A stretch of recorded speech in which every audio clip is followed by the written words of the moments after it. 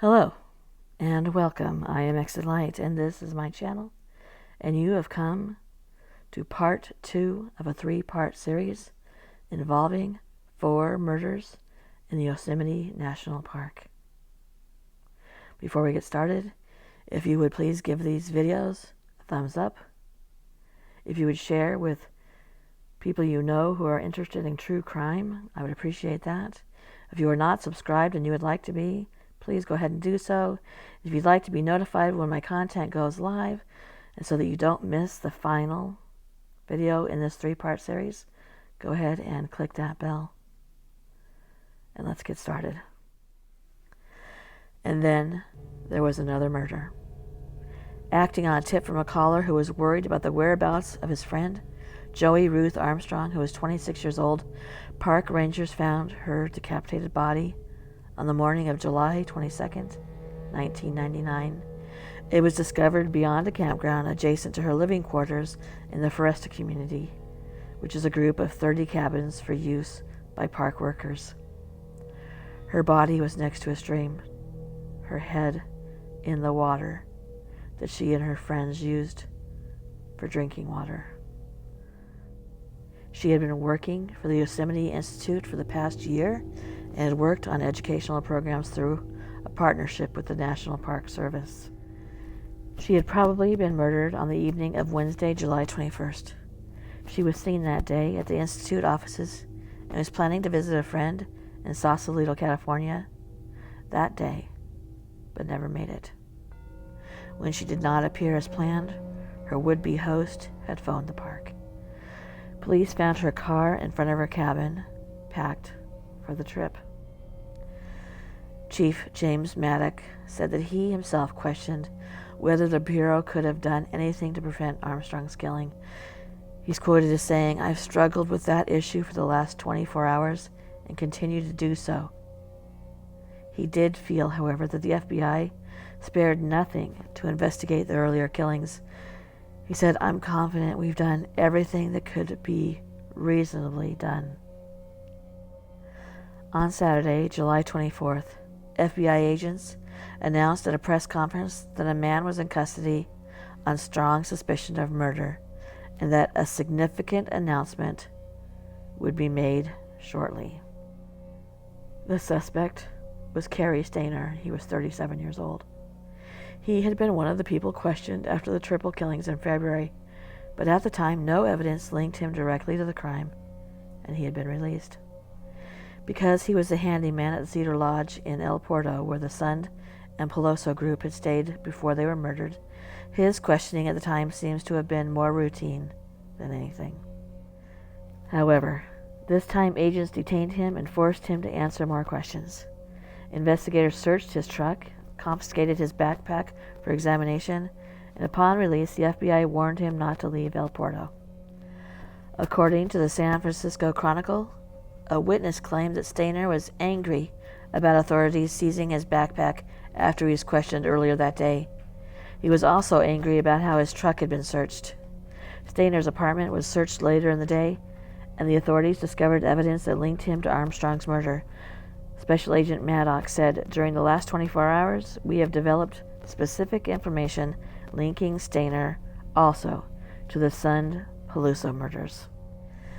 By Friday, July 23rd, Stayner, in the meantime, had disappeared from the area by the time the agents came to arrest him. They finally caught up with him in the Laguna del Sol nudist colony, which he frequently visited. Its manager had seen a story on television, recognized Stayner's photo as one of his guests, and notified the FBI.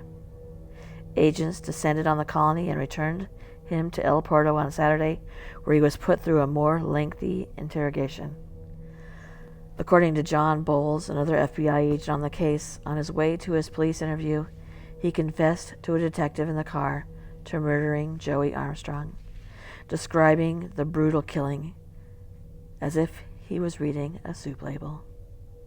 Soon after, he confessed to murdering Carol Sund, Julie Sund, and Sylvania Peloso once he was in custody. While in custody, Stayner made a comment to investigators, which we will look into more deeply in the upcoming segments. He said, "I want you to get a hold of some producers in Los Angeles. I want a movie of the week made about my story." There's a shocking reason for this. An unexplainable, sick reason for this.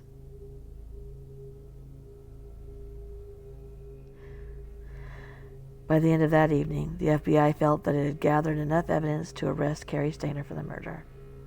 Sunday morning, they rushed him to Fresno to officially lodge a complaint, then to Sacramento on Monday, where he was put before the court. That same day, Stayner allowed himself to be interviewed by a reporter from KNTV.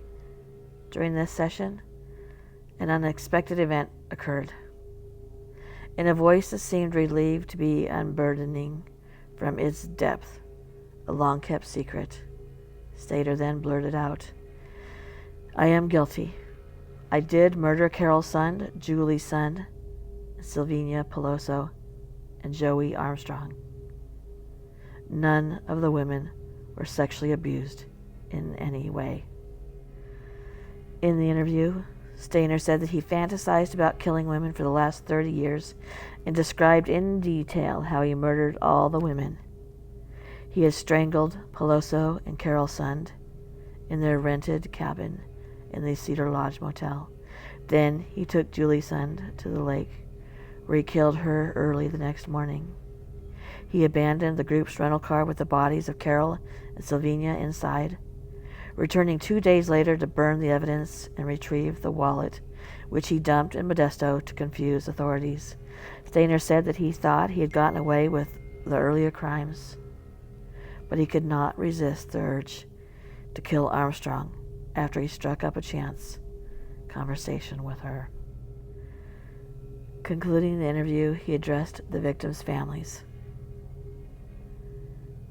He said, "I am sorry their loved ones were where they were when they were. I wish I could have controlled myself and had not done what I did."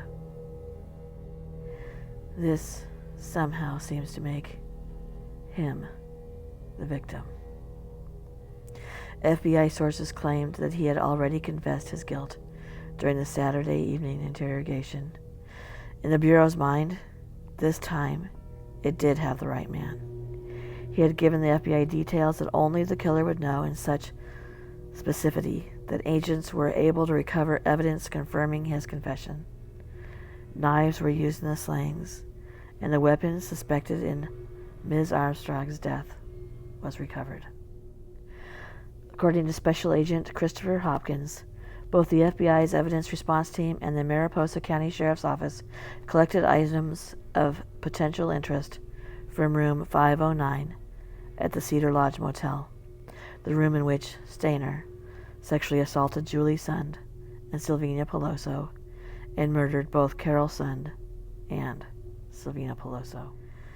In his interview, Stayner claimed that hair from his body was left on the bedspread in their motel room, but he returned later and changed the bed. Upon examination by the FBI laboratory, some items have yielded trace evidence. Among other things, the FBI laboratory had found hairs in vacuum sweepers taken from the room 509 and possible body fluid stains on a blanket and a latent palm print from the windowsill. Vacuum sweepings taken from inside Joey's house, where Stayner claims to have bound her with duct tape, yielded hair evidence. The FBI laboratory had also found possible body fluid stains on a bedsheet taken from her residence. The FBI also seized clothing stained with blood from her body. And although most of the stains were likely to include Armstrong's blood, Stayner was observed to have a laceration on his hand during his interrogation and therefore may have been cut and bled during the attack. Latent fingerprints were also lifted from the interior of Joey Armstrong's truck, which Stayner admits to touching during his encounter with her. This is the end of part 2. In part 3, we're going to ask the question, who was this man? and you just might be shocked to find out. Thank you for coming. Please give the video a thumbs up. Stay tuned.